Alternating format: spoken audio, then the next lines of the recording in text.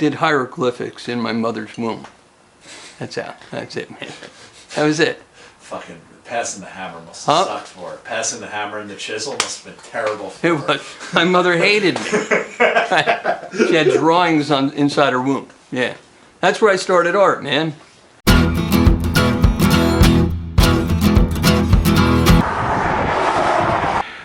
Kind of an interesting story.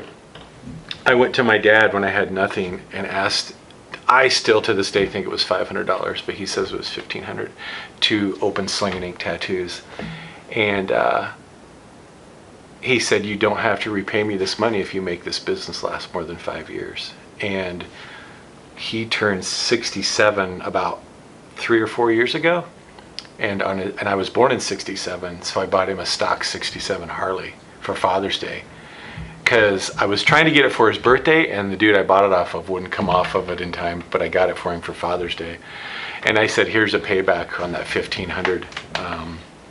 So thank you very much. And he couldn't believe it. So that's pretty cool, you know. My name's Darren McKeag. I own and operate Sling and Ink Tattoos out of Iowa, and I also tattoo out of 10-6 in Cedar Rapids. Been tattooing for about 25 years now. I graduated from art school, college, and I was airbrushing motorbikes. And it seemed like on a weekly basis, I had a bike shop up in the Des Moines area with 2 friends, and they did mechanical work and I airbrushed. And this was 89, 90, and it seemed like whenever somebody would pick up a paint job or whatever, they'd be like, you should tattoo me or whatever. And it just became such a weekly question that I started to think about it, because I'd never thought about it. Even though I had tattoos, I never even considered it. So at that time, tattooing was still underground and taboo, and not too many people talked about it. It wasn't accepted at all by the public. I ran into Brian Everett in Sturgis, and at that time, Tattoo Magazine was the only magazine on the newsstands. And you couldn't order from a supply house without a license, and you couldn't have a license unless you had supplies. So you were kind of in a jam, and Brian's like, you know, give Flo a call at National and tell him I sent you. And he didn't know me from anybody. And so it worked out pretty cool. I got home from Sturgis and called, and she gave me everything I needed, all because of that meeting with Brian. I didn't apprentice at all. I buried myself in my house for 2 years in the basement, tattooing underground, teaching myself everything I knew, reading every book which was available, which was like just one, and that was like Huck Spalding's A to Z, you know, which is so cool to have that on the shelf today, because when you're tattooing somebody, there's just like how to tattoo A to Z, and it can probably freak some people out, like, oh my god, like he refers to this daily, you know. So but it's just, that's the cool part about the way things were back then, is you literally risked getting your ass kicked if you walked into a shop to ask about machines, pigments, where they got it, or anything like that. So yeah, I just taught myself underground.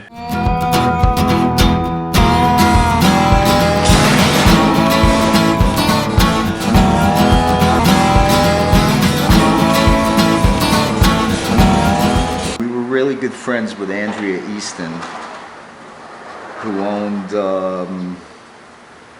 was it East Village Tattoo, or I forget the name of the place she had. She was an incredible artist. She's the one that did Larry's neck. She did a lot of our rink. She was a good friend of mine. And when I was starting Psycho, she was there a lot. And she was learning how to ride a bike, and we were like, you know what, let's build her a bike. You know, she's tattooed all of us and everything. And we built her a rigid frame iron head chopper electric start.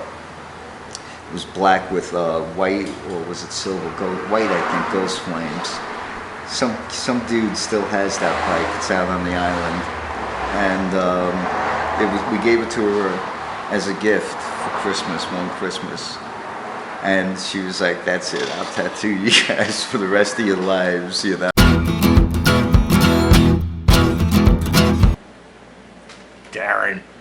Darren's awesome. He's awesome. The guy shits art. I mean, everything he does. He's an intense. Now he's you know, on the top of his game, pinstriping, tattooing, you know, envelope sketches. Just everything he does is incredible, and he takes it really, really serious, which is admirable. So, yeah, Darren's great. I love seeing him.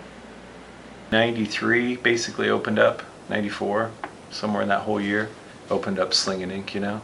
350 square foot little building, and, you know, back in 94, I mean, you know, tattooing was so different back then. I mean, you stayed at the shop. You had flash on the walls, which there's still shops like that, but you stayed at the shop all day and just took walk-ins, and you shut down at 2 or 3 in the morning and did it all over again the next day. And eventually, after 6 years of that, it got to be so big, I brought on another artist and expanded to a 1,400 square foot shop across the street from there. And it just kept getting bigger and bigger. And then I opened up 2 shops with multiple artists, and things were super busy back in the 90s, you know, with tattooing and stuff. And today things are a little bit different because people have families, people have other responsibilities. So you tattoo by appointment, you do your appointment, and then if you don't have any drawing to do, you know, you split. You go home and take care of your family. But there's not one of us that doesn't have a home studio that we draw every day, you know. Yeah, my other art occupies a huge part of my everyday life. Pinstriping, painting, and working with enamel.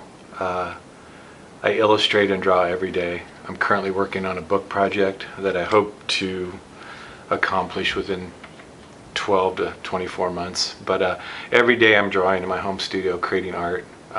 The great thing about social media for me is that I can put my art out there, and I can do a helmet for someone in Amsterdam, or I can do t-shirt designs for someone in Rome, or, you know, my envelope art is being sold in Germany. And these are all 3 instances that are really happening. So I mean, it works out really well for me. I love to tattoo, but tattooing has changed so much for me that, you know, you still have to do the little tattoos to pay the bills, but it's nice to do the big art projects that cover, you know, the arms or the back or the legs. So I like to focus on that, but I also like to work out of my home studio too.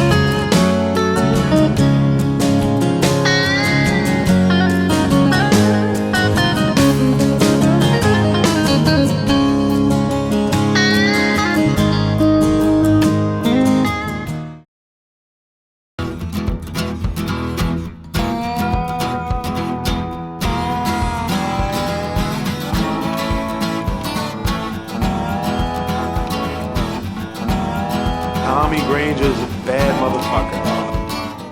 How about when you first bought your bike? What was your first bike?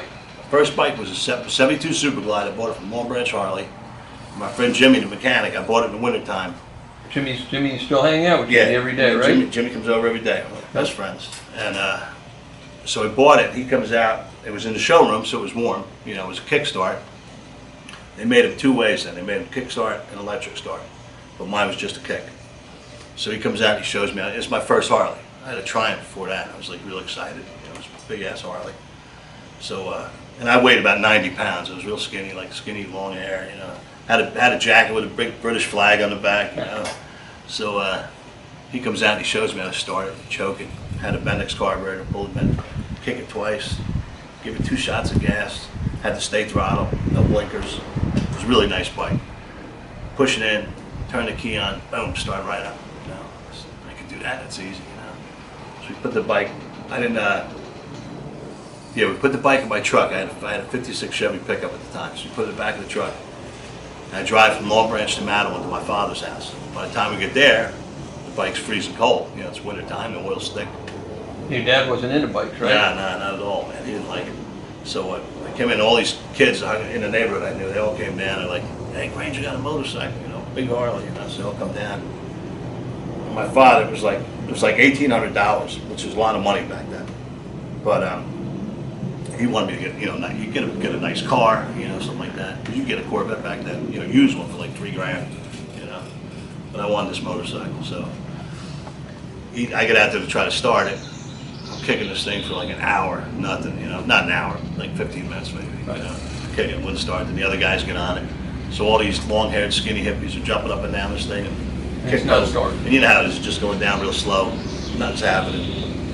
And my mother and father looking out the window of the house, thinking, oh, Jesus Christ, what do you do, you know? And finally, the thing started up, we got it running. And I took off the street, man, it was fucking great. It was like it was the day that I remember to this day. And I think everybody remembers that, their first Harley, their first bike. You just can't forget it, it's like crazy, man. Yep. Yeah, so it was pretty cool. Darren, one of the most beautiful souls I ever met.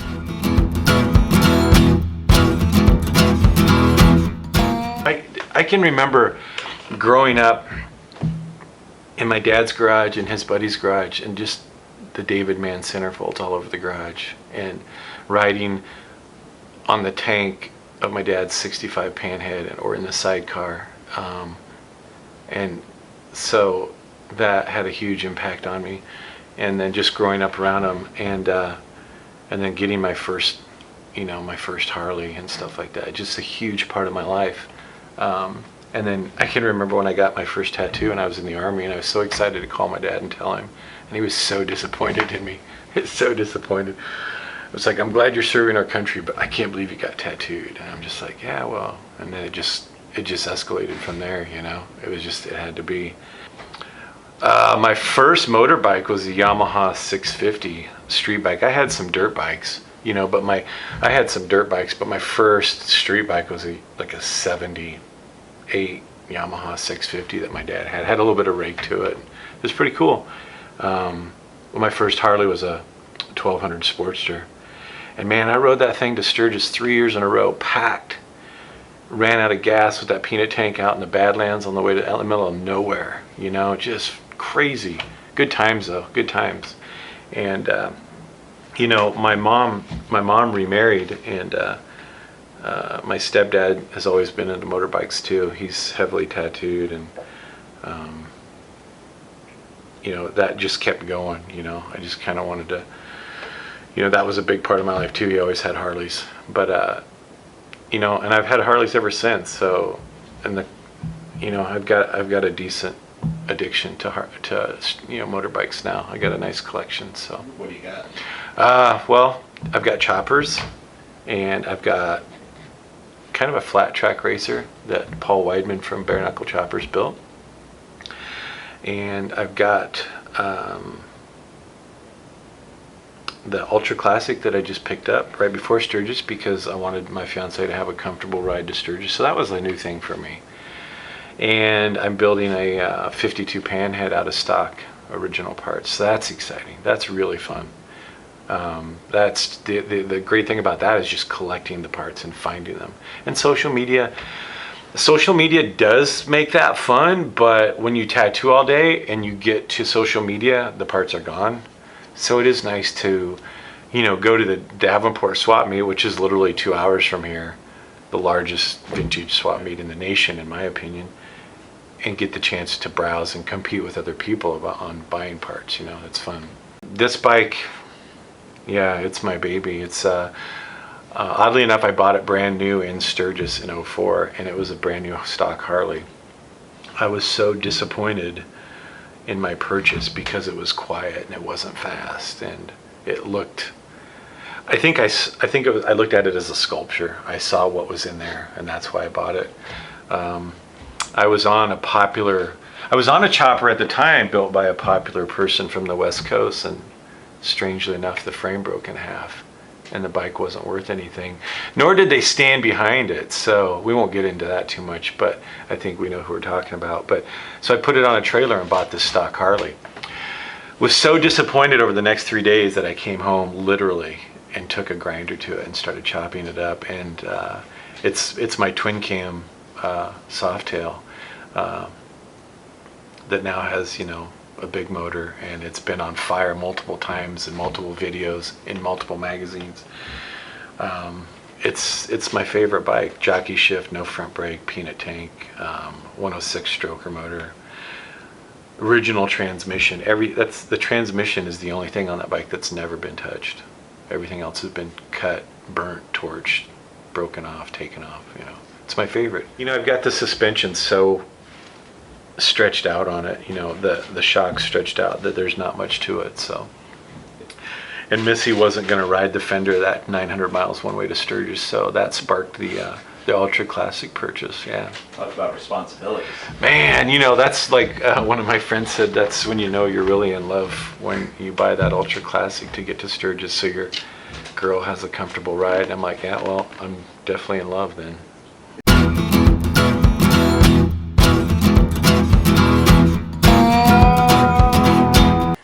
The first tattoo I got was nothing at all what I wanted. I got tattooed by Danny Wolf. I was wanted to get tattooed when I was 16, but my mom and dad were old school Portuguese, and they were like, no way, you gotta wait till you're 18. So when I was 18, I went to Danny Wolf, and I was into the Grateful Dead at the time, and I wanted a skull and roses, but I wanted a tattoo so bad it didn't matter. I went to the shop. He was supposed to have my skull and roses drawn up, but he didn't. He had a Grim Reaper. And I was like, I don't want a Grim Reaper. I want skull and roses. And he was like, well, this is all I got for you. You want it or not? So I said, yeah, and I got it. And that was it. Now I got a Grim Reaper.